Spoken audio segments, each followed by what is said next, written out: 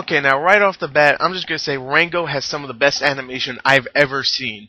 Ever. It's some of the best looking character models, environments, just the way it looks. It's some of the best out there for any animated movie. Now, I thought some movies that have come out in the last year looked amazing. That were animated movies. How to Train Your Dragon, Toy Story 3, Tangled, even Megamind looked great. But this, I think, beats all of them. Even Toy Story 3. I think this is an amazing looking film. And really, if you're looking at this, just if you're going into this just wanting to see a beautifully animated movie, you got one of the best ones out there ever, because this is an amazing looking film. So right there, right off the bat, the biggest positive for the film, it looks beautiful.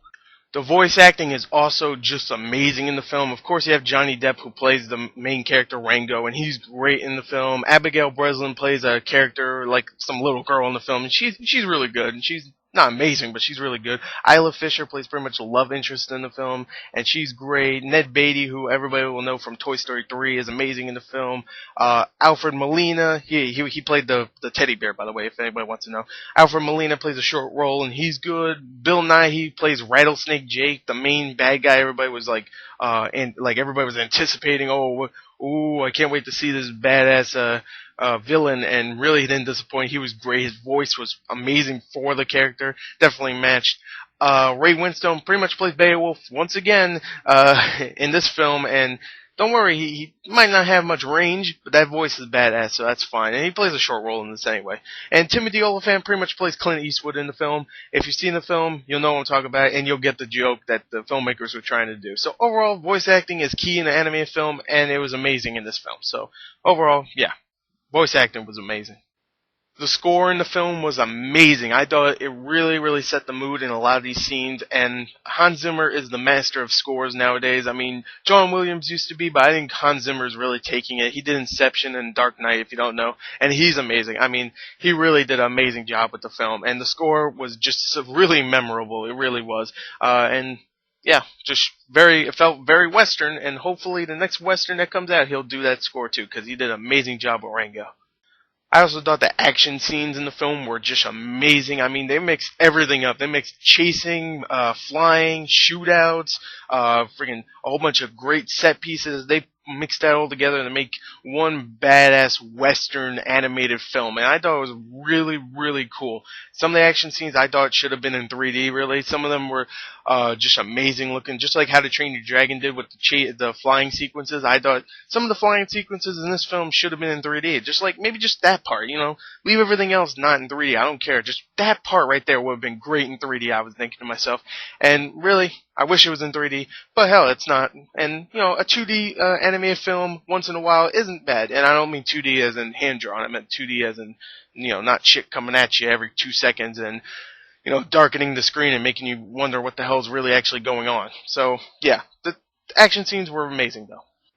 And one last thing in the film, besides the action and all the badassery in the film, I thought the movie was really, really funny, too. Some of the jokes really hit hard, and they were really funny. Some of them were just visual gags. Some of them were just stupid things that some characters said. I thought it was really funny. Just one problem I have with the jokes in the film, some of them felt a little flat, like some of them were just like fart sounds or just fart jokes or something like that, and I thought, those weren't that great. And also that it might be a little bit too inappropriate for some kids. Like, the movie is marketed for kids, but it's a little too inappropriate, and some of the stuff, there's a lot of death in the film too, and a lot of the stuff is intended for more mature kids, I guess I could say, like maybe teenagers, not teenagers, like 13, 14, preteens, I should say.